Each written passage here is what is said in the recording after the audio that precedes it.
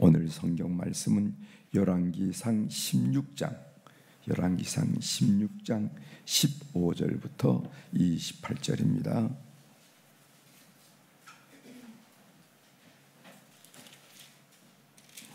열왕기상 16장 15절부터 28절에 있는 말씀, 찾으셨으면 제가 봉독해 드리겠습니다. 유다의 아사왕 제27년에 시므리가 디르사에서 7일 동안 왕이 되니라. 그때 백성들이 블레셋 사람에게 속한 기브돈을 향하여 진을 치고 있더니 진준 백성들이 시므리가 모반하여 왕을 죽였다는 말을 들은지라.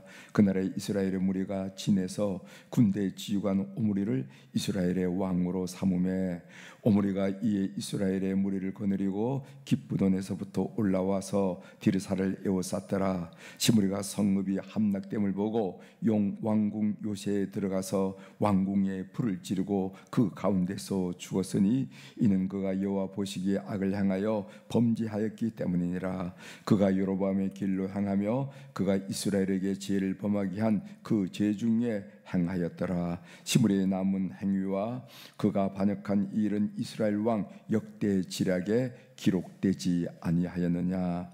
그때 이스라엘 백성이 둘로 나뉘어 그 절반은 기낫의 아들 디브니를 따라 그를 왕으로 삼으려 하고 그 절반은 오므리를 따랐더니 오므리를 따른 백성이 기낫의 아들 디브니를 따른 백성을 이긴지라. 디브니가 죽음에 오므리가 왕이 되니라. 유다의 아사왕 제31년에 오므리가 이스라엘의 왕이 되어 12년 동안 왕위에 있으며 디르사에서 6년 동안 다스리니라. 그가 은 2달란트로 셰멜에게서 사마리아 산을 사고 그 산 위에 성읍을 건축하고 그 건축한 성읍 이름을 그 산 주인이었던 셰멜의 이름을 따라 사마리아라 일컬었더라. 오므리가 여호와 보시기에 악을 행하되 그 전에 모든 사람보다 더욱 악하게 행하여 느바세 아들 여로보암의 모든 길로 행하며 그가 이스라엘에게 죄를 범하게 한 그 죄 중에 행하여 그들의 헛된 것들로 이스라엘의 하나님 여호와를 노하시게 하였더라. 오므리가 행한 그 남은 사적과 그가 부린 권세는 이스라엘 왕 역대 지략에 기록되지 아니하였느냐. 오므리가 그의 조상들과 함께 잠에 사무라에 장사되고 그의 아들 아합이 대신하여 왕이 되니라. 아멘. 28절까지 함께 읽었습니다.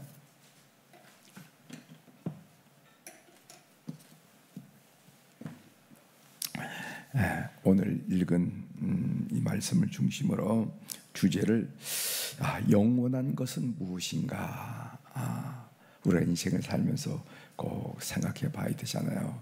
우리가 나름대로 삶을 살고 있는데 내가 이 일이 영원한 일인가, 아니면 시간이 지나면 희미하고 없어지고 너의 기억에도 사라지고 나의 기억에도 사라지는 그런 일인가, 우리가 인생을 살면서 꼭 한번 생각해 봐야 하고, 그리고 영원한 것에 또 영속적인 것에 우리의 마음을 둬야 되지 않겠는가 하는 그런 생각을 하면서 오늘 주제는 영원한 것은 무엇인가, 이렇게 주제를 잡아봤습니다.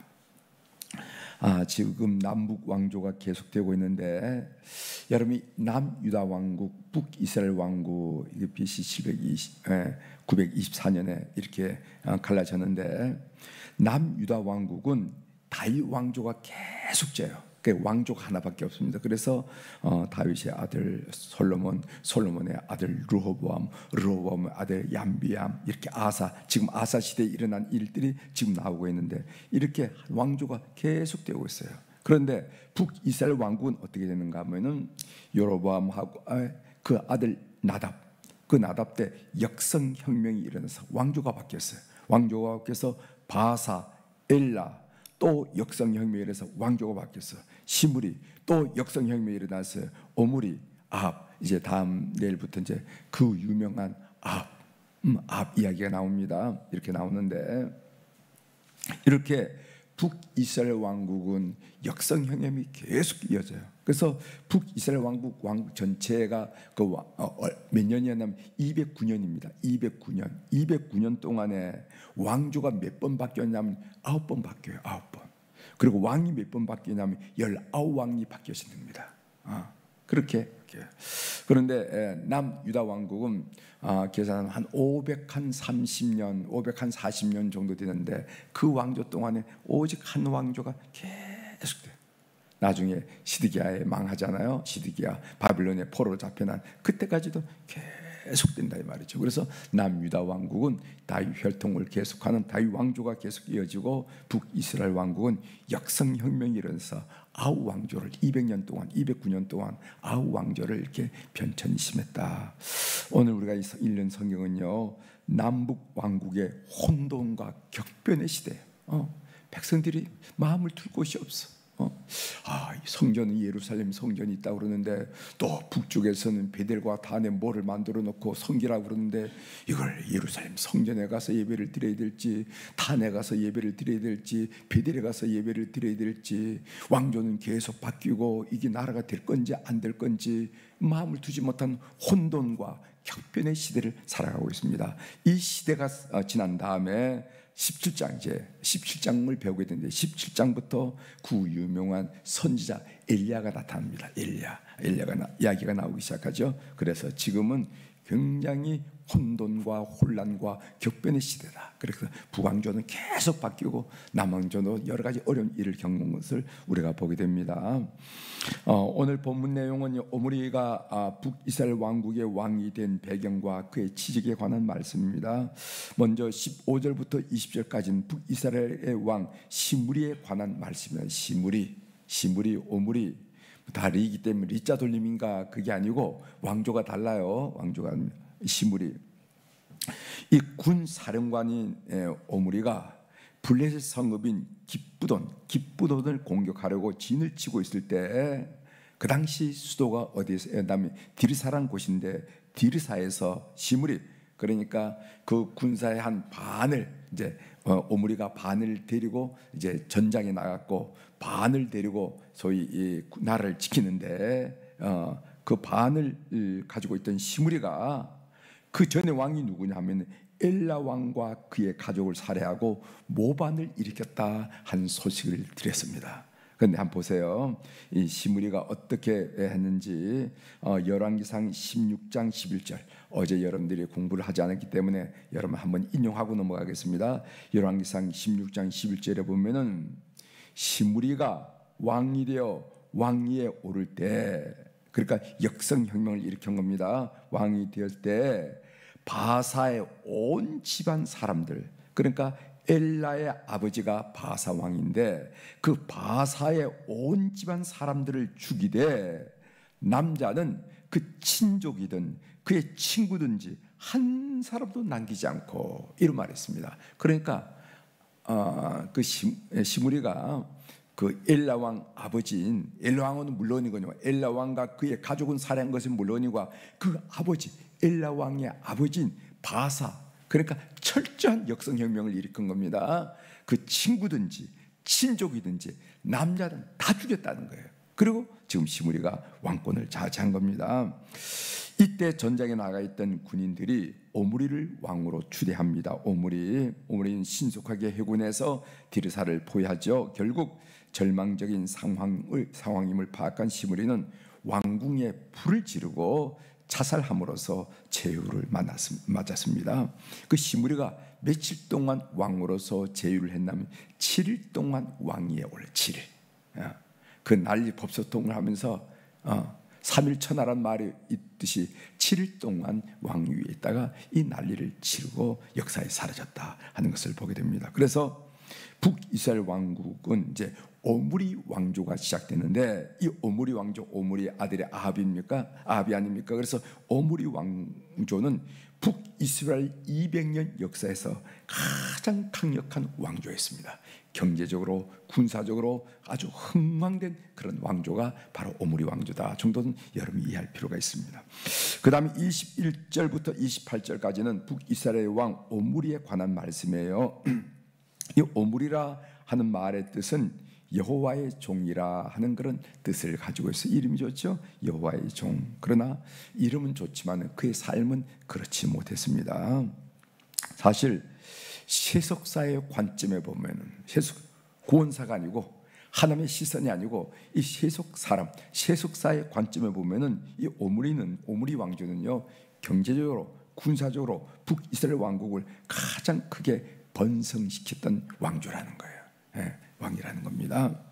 예를 들어서 모압에 돌비가 하나 나타났는데 그 돌비 이름이 메사 돌비라 하는 돌비 이름인데 거기에 어떤 글이 새겨져 있냐면은 오므리가 모압에 고통을 주었다 하는 그런 글이 새겨질 정도로, 그러니까 오므리 왕조 때 그 옆에 있는 모압, 그 위에 암몬 있고 모압 있잖아요. 요르단강 동편에 그에서 조공을 바칠 정도로, 조공을 바치도록 요구할 정도로 그렇게 강력했다는 겁니다. 또 아수르 사람들은 뭐라고 얘기하냐면은 북이스라엘 왕국이라 말하지 않고 뭐라고 하냐면 오므리의 집이라고 이렇게 말해요. 오므리의 집이라. 그만큼 북이스라엘 왕국이 번창할 때가 오므리가 있을 때, 오므리 왕조가 치세를 할 때였다 하는 것을 우리가 부근에 나오는 여러 가지 역사적 사실을 통해서 알 수가 있는 것입니다. 그런데 성경의 평가는 달라요. 25절 26절 다시 읽어드리겠습니다. 25절 오므리가 여호와 보시기에 악을 행하되 그 전에 모든 사람보다 더욱 악하게 행하여, 아니 그렇게 군사력이 강해지고 경제력이 강해져서 주위 나라들을 다 평정해가지고 조공을 받을 정도로 좋은 나라 만들었는데 뭘 이렇게 평가할까, 그렇게 생각해서 26절 이어집니다. 느밧의 아들 여로보암의 모든 길로 행하며 그가 이스라엘에게 죄를 범하게 한 그 죄 중에 행하여 그의 헛된 것들로 이스라엘의 하나님 여호와를 노하시게 하였더라, 이렇게 나옵니다. 제가 이 본문을 읽을 때 충격적이고 인상적인 말씀이 나왔어요. 그건 18절인데 이 시므리의 행태인데 18절 한번 주목해 보십시오. 18절 시므리가 성읍이 함락됨을 보고 왕궁 요새에 들어가서 왕궁에 불을 지르고 그 가운데서 죽었으니, 요 얘기예요. 오늘 이 성경은 이 시므리의 이 행동을 통하여, 이 단 하나의 행동을 통하여 그가 어떤 인물이었는지 우리들에게 보여주고 있는 거예요. 시므리 7일 천하였지만은 이 인간이 어떤 인물이다 하는 것을 이 성경은 이 한 구절을 통해서, 이 사건을 통해서 우리들에게 보여준다는 것입니다. 그는 나라를 사랑하거나 백성을 사랑하거나 민족을 사랑한 자가 아니라 권력욕에 사로잡혔던 사람이었다.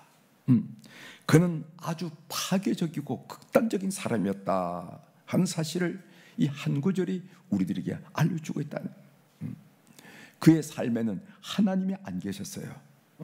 그는 어떤 일을 선택하거나 어떤 일을 결단할 때 하나님을 생각하거나 하나님의 뜻을 생각한 사람이 전혀 아니었습니다.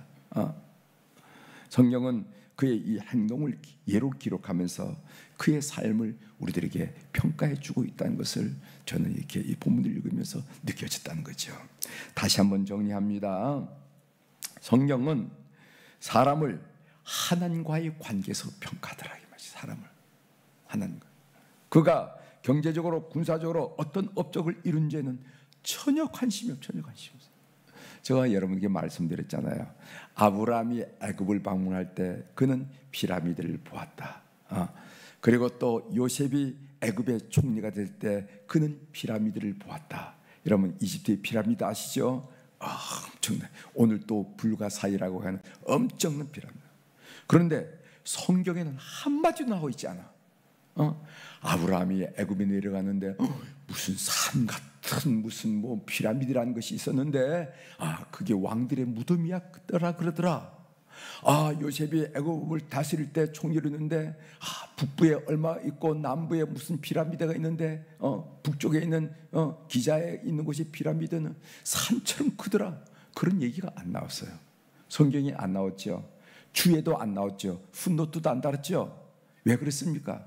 그것은 하나님의 관점에 보면은 세속사에서 볼 때는 그건 엄청난 업적이었지 모르지만은, 세속사의 관점에서는 그럴지 모르지만은 하나님의 관점에는 다룰 가치가 없어. 다룰 가치가 없어. 그래서 성경에 분명히 아브라함이 그것을 보고 요셉이 그것을 봤음에도 불구하고 성경이 다루지 않는다는 거예요. 그래서 오늘 또 시므리 아모리를 보는 겁니다. 시므리를 봅니다. 그가 경제적으로 군사적으로 어떤 업적을 이룬지 성경은 관심이 없어요. 단지 관심 갖는 것은 그가 인생을 살면서 하나님과 어떤 관계를 맺고 살았는가. 그러면 다윗을 이야기는 다윗은 하나님 앞에 정직했단 말이 계속 반복해 나오죠. 하나님 앞에서 살았다는 거예요. 하나님. 오늘 이 일을 우리가 오늘 이 소위 왕조사를 공부하면서 앞으로 계속 이야기가 나올 겁니다. 우리 마음에 꼭 담아야 되는, 우리는 매일 생활에 일어나는 작은 선택, 작은 결심, 작은 행동을 어떤 기준으로, 어떤 판단 기준으로, 어떤 행동 기준으로 우리가 선택하고 살아가느냐, 이게 중요합니다. 하나님의 관점에서 이 일을 생각하고 이 일을 선택하고 이 일을 결행하는가, 아니면은 자기 욕심에 따라서 이 일을 선택하고 하느냐. 이게 작은 일이거든. 이 작은 일이 결국 모아져서 우리의 인생이 영원에 있다는가, 아니면 세월이 지나면 없어지는 것으로 끝나는가 하는 것으로 우리가 말씀하시고 있다는 것을 우리가 오늘 이 새벽에 꼭 기억하시길 바랍니다. 여러분, 이사야 40장 8절에 이런 말씀이 있습니다. 여러분이 너무도 잘 알죠. 풀은 마르고 꽃은 시드나, 그렇죠. 마르지 않은 풀이 어디 있겠으며 시들지 않은 꽃이 어디 있겠습니까? 우리 하나님의 말씀은 영원히 서리라 믿으시길 바랍니다. 하나님 말씀이 영원히 선다는 거예요. 그래서 오늘 말씀이 우리에게 주시는 것을 여러분 마음속에 간직하시고 그렇게 살아가는 우리 교우들이 되기를 바랍니다. 그래서 작은 일을 선택할 때도 하나님 어떻게 하면 좋지요? 하나님을 생각하고 그 앞에서 선택하고 결심하는 거룩한 백성 되기를 주의 이름으로 축원합니다. 기도하시겠습니다.